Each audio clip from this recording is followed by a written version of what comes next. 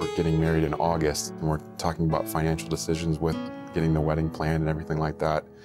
And we realized quickly that we both brought about the same amount of consumer debt into the marriage, which was about in the ballpark of about $50,000 each, which did not include a house.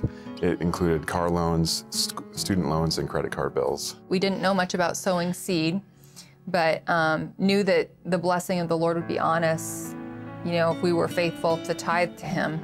Even though we were still baby Christians, that we both agreed that the Word is true and we do what it says, because whatever disagreement or argument there was, we could come back to the same foundation of the Word and resolve it that way. After we got married and we're living together, we lived off of his income, and we put my entire income toward debt repayment.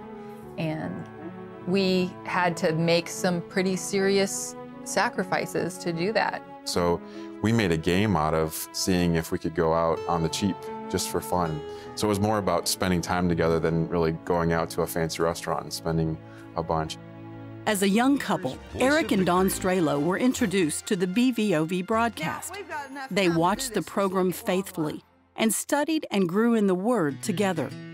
As they continued to tithe and stick to their budget, by 2005, the amount of consumer debt had been paid down to nearly half of the original amount. That year, they attended the Great Lakes Victory Campaign and planted a sacrificial seed towards becoming debt-free. 2 years later, that debt load was reduced to $30,000. The Stralows were expecting their first child and God's provision to allow Dawn to stay home with their new son. Walker was born on October 27th, and at the end of October, Eric got a paycheck from work, and it had an unexpected bonus on it that was very significant.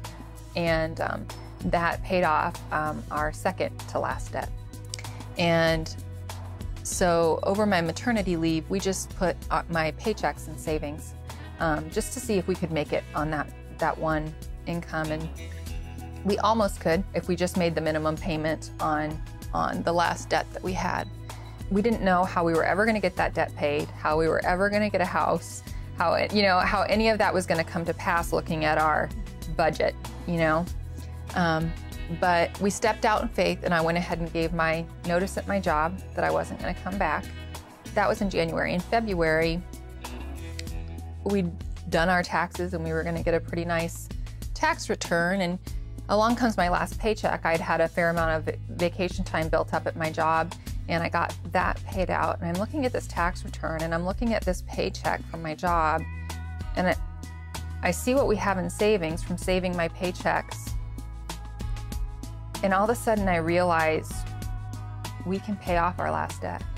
We didn't know how it's ever going to get paid off, and in a month it was taken care of. It was done. And we were debt free. And I wrote out that last check, and I was excited. It was good, but it wasn't the big event that I thought it was going to be. And I thought, Lord, what is this? You know, and He said to me, Dawn, I delivered you from that debt a long time ago.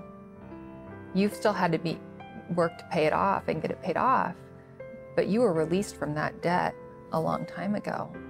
And that was a really just awesome thing to realize, that in the natural, we were still making payments, but in the spirit, we'd already been released from it long ago.